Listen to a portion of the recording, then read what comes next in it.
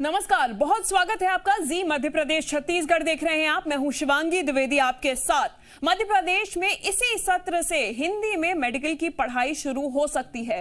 भोपाल के Gandhi medical college से pilot project के रूप में हिंदी में मेडिकल की पढ़ाई शुरू की जा सकती है। हिंदी पाठ्यक्रम की उच्च शिक्षा समिति की बैठक में यह फैसला लिया गया। बताया जा रहा है कि मेडिकल की किताबें हिंदी में तैयार की जा रही हैं और इसके साथ ही मेडिकल छात्रों को आरएसएस के संस्थापक डॉक्टर हेडगेवार, विवेकानंद, सुश्रुत जैसे महापुरुषों के बारे में भी पढ़ाया जाएगा। पिछले दोनों सीएम शिवराज सिंह चौहान ने मेडिकल की पढ़ाई हिंदी में कराए जाने की घोषणा की थी।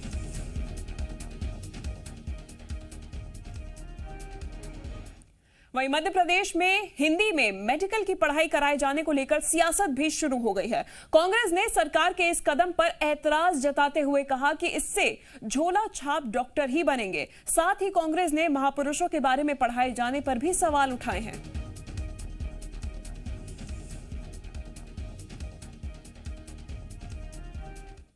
ये बेरोजगारी बढ़ाने के लिए और इनको छोला झाप डॉक्टर बनाने के लिए ये सरकार के कदम है। और मैं नहीं समझता कि हिंदी में अभी ऐसा कोई हमारे पास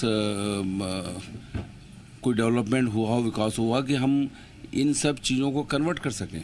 जो मेडिकल साइंस का आज का जो इनोवेशन है उसको हम कन्वर्ट कर सकें। कुल मिला के एक और इवेंट जो करती है भारतीय जनता पार्टी, उसका ये पार्ट है। मध्य प्रदेश में हिंदी में मेडिकल की पढ़ाई को लेकर सियासत जारी है। कांग्रेस के झोला छाप वाले बयान पर चिकित्सा शिक्षा मंत्री विश्वास सारंग ने पलटवार किया है। उन्होंने बोला है कि इटली की महारानी की पार्टी में हिंदी का विरोध होगा ही। साथ ही सारंग ने आरोप लगाया है कि कांग्रेस के नेता मातृभाषा का अपमान कर रहे हैं। वहीं प्रदेश स्वास्थ्य मंत्री डॉक्टर प्रभुराम चौधरी ने कहा है कि मेडिकल का कोर्स नहीं बदला है, सिर्फ भाषा बदली है। इस तरह की बात ठीक नहीं है। मेडिकल का कोर्स ट्रांसलेट किया जा रहा है।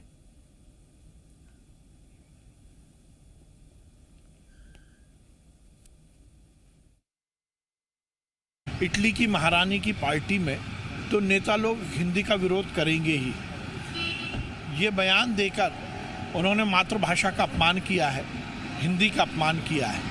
इसका मतलब जो हिंदी में पढ़ता है वो बेपढ़ा लिखा होता है। हमारे हिंदी माध्यम से पढ़े हुए छात्रों को एक समानांतर व्यवस्था दे रहे हैं और जो पाठ्यक्रम एनएमसी का है उसी का हम रूपांतरण कर रहे हैं। ये अल्प ज्ञान की बातें करके वो विषयांतर भी कर रहे हैं और हिंदी का अपमान भी कर रहे हैं। देखिए, कोर्स वही है, कोई कोर्स थोड़ी बदल रहा है, सिर्फ भाषा बदल रही है। तो इसमें इस तरीके की बात करना कहाँ तक पहुँचे।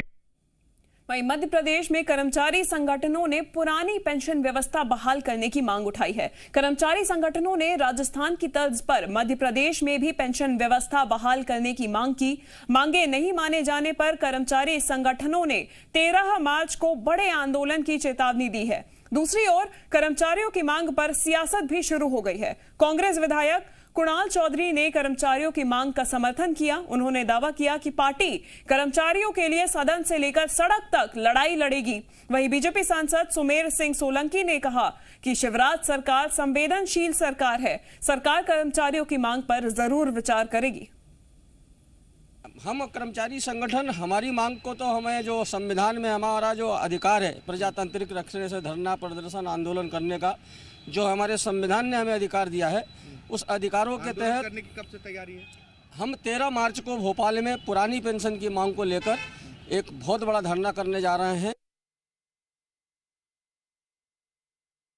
कर्मचारियों का ध्यान रखना सरकार का दायित्व है, पर सरकार सिर्फ उनसे काम लेना चाहती है और उसके बाद उन्हें जिसे दूध में से निकाल के मक्खी फेंक दी जाती है ना, उसी तरीके से फेंकने का काम करने का काम कर रही है सरकार। पुरानी पेंशन योजना लागू होना चाहिए और मैंने इसका लेटर भी लिखा है, सरकार से आग्रह भी करा है और निवेदन भी करा, और सरकार नहीं मानेगी तो सदन में इसके खिलाफ आंदोलन भी करे जाएंगे।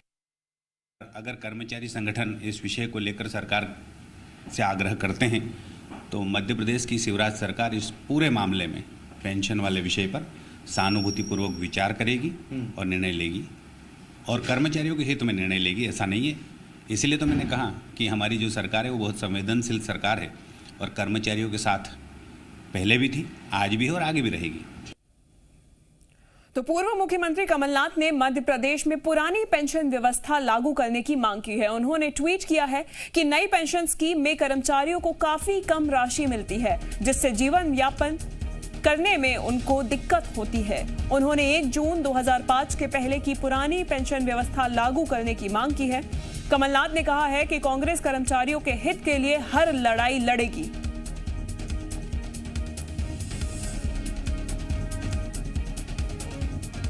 और खबर भोपाल से है, जहां बीजेपी प्रदेश संगठन की बैठक जारी है।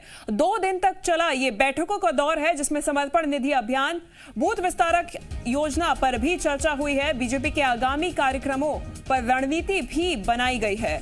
तो लगातार 2 दिनों तक ये बैठकों का दौर चला है, जिसमें कई योजनाओं पर, हाल ही में जो समर्पण निधि अभियान चला गया है, बूथ विस्तारक योजना चलाया गया है, उस पर चर्चा की गई है। आपको बता दें कि बीजेपी के आगामी कार्यक्रमों पर भी रणनीति बनाई गई है। तो बैठकें तो भारतीय जनता पार्टी की पद्धति का एक अभिन्न हिस्सा है, उस पर लगातार काम चलता रहता है। तो आगामी तैयारी, जो हमारे बूथ विस्तारक अभियान का शेष बचा हुआ जो काम है, उसको लेकर समर्पण निधि को एक व्यापक तौर पर हर बूथ पर कार्यकर्ता समर्पण करें, इसका हमारा जो व्यापक अभियान है उसकी तैयारी भी चली है और इस दिशा में हर प्रकार के कामों की दृष्टि से बैठकें संपन्न हुई। तो ज्यादा जानकारी के साथ जी मीडिया संवाददाता वासु चौरे हमारे साथ जुड़ गए हैं। वासु, बैठकों का दौर ये खत्म हो चुका है, 2 दिन तक चला, क्या महत्वपूर्ण चर्चा इसमें की गई, कौन से निर्णय हैं जो लिए गए? बिल्कुल शिवांगी, देखिए लगातार बीजेपी में 2 दिनों से मैराथन बैठकों का दौर चल रहा था। हमने देखा कि इस दौरान तमाम बड़े नेता बीजेपी के, चाहे मुख्यमंत्री शिवराज सिंह चौहान हो, प्रदेश अध्यक्ष वी डी शर्मा हो, प्रदेश प्रभारी मुरलीधर राव हो, शिव प्रकाश हो, या फिर मध्य प्रदेश से जो केंद्र सरकार में मंत्री हैं वो तमाम मंत्रीगण हो, सरकार के मंत्री हो या प्रदेश के पदाधिकारी हो, वो सभी जो नेता हैं वो शामिल हुए। लगातार जो है बीजेपी का समर्पण निधि को लेकर व्यापक स्तर पर अभियान चल रहा है, उसको लेकर इस पूरी बैठक के दौरान चर्चा की गई, उस पर मंथन किया गया कितना समर्पण निधि अब तक जुटाया जा चुका है, आने वाले समय में इस अभियान में किस तरीके से और तेजी लाए। बूथ विस्तारक योजना जो बीजेपी ने शुरू की थी, उसमें कुछ काम जो है वो अभी भी बाकी रह गया है, उसको जल्दी से जल्दी पूरा करने पर इस पूरी बैठक के दौरान जोर दिया गया है। कुशाभाऊ ठाकरे जो शताब्दी वर्ष बीजेपी मना रही है, उसमें जो कार्यक्रम होने हैं, समापन कार्यक्रम जो होना है उसको लेकर जो रणनीति है वो तय की गई है। और बेहद महत्वपूर्ण चीज ये भी है कि अगले साल मध्य प्रदेश में चुनाव होने हैं, तो किस तरीके से सरकार की योजनाओं को लेकर कार्यकर्ता जो है वो आने वाले समय में जनता के बीच पहुंचेंगे, घर घर पहुंचेंगे और उन्हें जो समझाइश दी जाएगी, सरकार की योजनाओं के बारे में बताया जाएगा। इस पर विस्तृत चर्चा हुई है, रणनीति बनी है और आने वाले समय में भी हालांकि अभी जो तारीख है वो तय नहीं है, लेकिन बीजेपी में जो बड़ी बैठकों का दौर है वो जारी रहेगा, क्योंकि जो कुछ काम पदाधिकारियों को सौंपे गए हैं उनका फीडबैक लेने का काम संगठन बिल्कुल वासु, यानी कि तमाम बैठकों का दौर जो है वो चलता रहेगा, क्योंकि बहुत सारे काम हैं जो बीजेपी अपने लिए तय कर रही है, बहुत सारे अभियान हैं जो जिन पर चर्चा की जा रही है और तमाम पदाधिकारी भी इसमें शामिल हो रहे हैं। धन्यवाद वासु तमाम जानकारी के लिए। कोरोना काल के बाद मध्य प्रदेश में अर्थव्यवस्था को पटरी पर लाने के लिए जोर शोर से कवायद चल रही है। कोरोना काल में बंद हो चुके छोटे उद्योगों को फिर से शुरू करने के लिए ऊर्जा विभाग ने विशेष योजना शुरू की है, जिसके तहत छोटे व्यवसायी अब 25% बकाये का भुगतान करके भी अपना बिजली का कनेक्शन जुड़वा सकेंगे। उद्योग शुरू होने के बाद बाकी बिलों का 6 किश्तों में भुगतान करना होगा। कोरोना काल में कई उद्योग बंद हो गए थे, जिन पर बिजली का बिल भी बकाया है। अब नई योजना से 25% बकाये के भुगतान पर ही उद्योग शुरू किया जा सकेगा।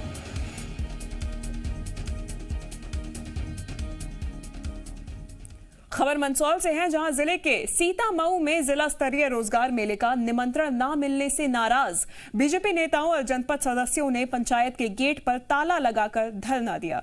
जानकारी मिलते ही जनपद सीईओ और तहसीलदार ने धरना दे रहे बीजेपी नेताओं को समझाया और धरना खत्म करवाया।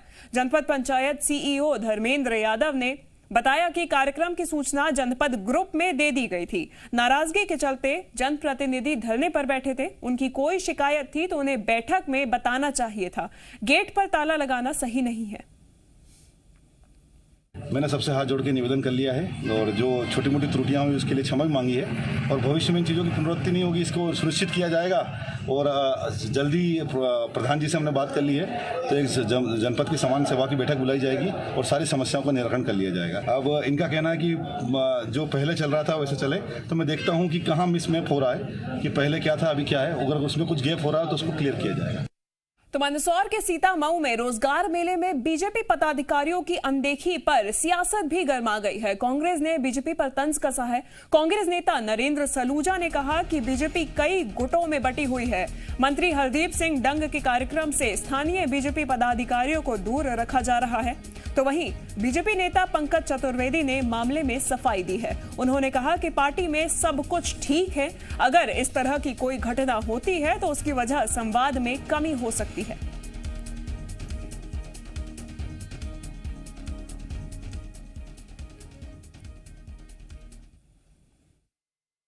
अब रोजगार मेले की बात करें, रोजगार दिवस मना रहे हैं तो सीतामऊ जो सुहासरा विधानसभा के अंतर्गत आता है, वहां जो मंत्री हरदीप डंग जो कांग्रेस से आए हुए हैं, उनके आयोजन में भाजपा की स्थानीय जनप्रतिनिधियों को, नेताओं को आमंत्रित नहीं किया गया।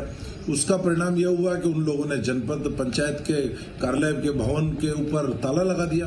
कहीं न कहीं जो भाजपा के निष्ठावान ईमानदार कार्यकर्ता, उनका रोज अपमान हो रहा है, उनकी रोज उपेक्षा हो रही, रोज अनदेखी हो रही। इस तरह के मामले रोज सामने आ रहे हैं। भारतीय जनता पार्टी में एक बड़ा संघर्ष रोज देखने में मिल रहा है।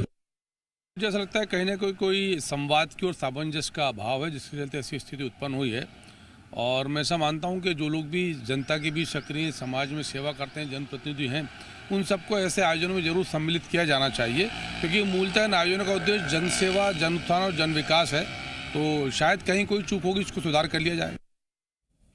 भिंड में कांग्रेस के कार्यक्रम में मिर्ची बाबा को मंच पर जगह नहीं मिलने पर कांग्रेस विधायक गोविंद सिंह ने सफाई दी है। उन्होंने मिर्ची बाबा को राजनीतिक कार्यक्रम में जाने के बजाय हिमालय में जाकर तपस्या करने की नसीहत दी है। उन्होंने कहा है कि अगर मिर्ची बाबा को राजनीति करनी है तो संत का चोला ना पहने। गोविंद सिंह ने कहा कि कमलनाथ के कार्यक्रम में पहली पंक्ति पर कांग्रेस नेताओं को बैठना था और इसीलिए मिर्ची बाबा को दूसरी पंक्ति में बैठने को कहा था, लेकिन वो इस बात से नाराज होकर चले गए। मिर्ची बाबा ने गोविंद सिंह की पोल पट्टी खोलने की धमकी दी है, जिस पर गोविंद सिंह ने कहा कि मिर्ची बाबा ऐसा करके दिखाएं।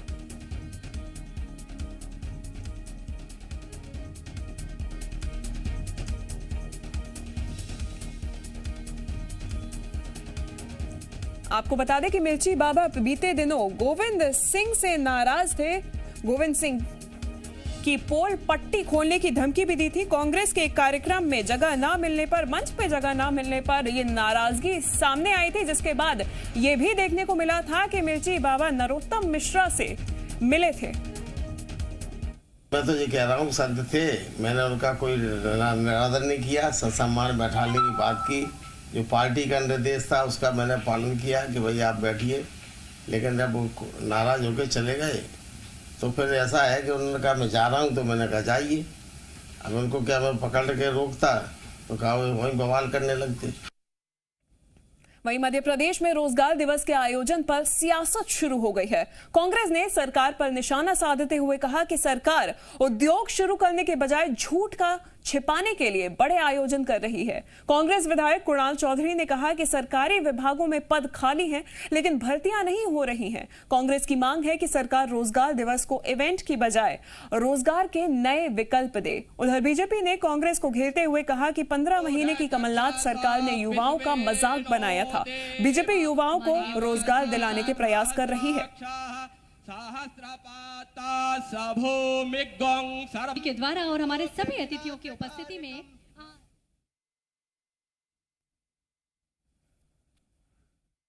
भारतीय जनता पार्टी बड़ी संवेदनशीलता से पूरी रणनीतिक तौर पे मध्य प्रदेश को कैसे रोजगार अधिक से अधिक मिले इसके लिए काम कर रही है।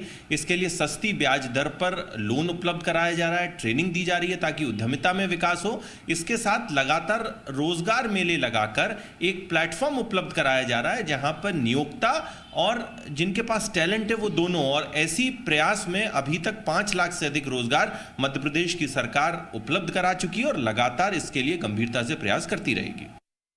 झूठ बोलने के लिए बड़े बड़े आयोजन करने का काम करते हैं, और उसमें भी जिस प्रकार से घोटाला करते हैं सरकारी पैसे का, कहीं ना कहीं ये जनता के साथ अत्याचार है।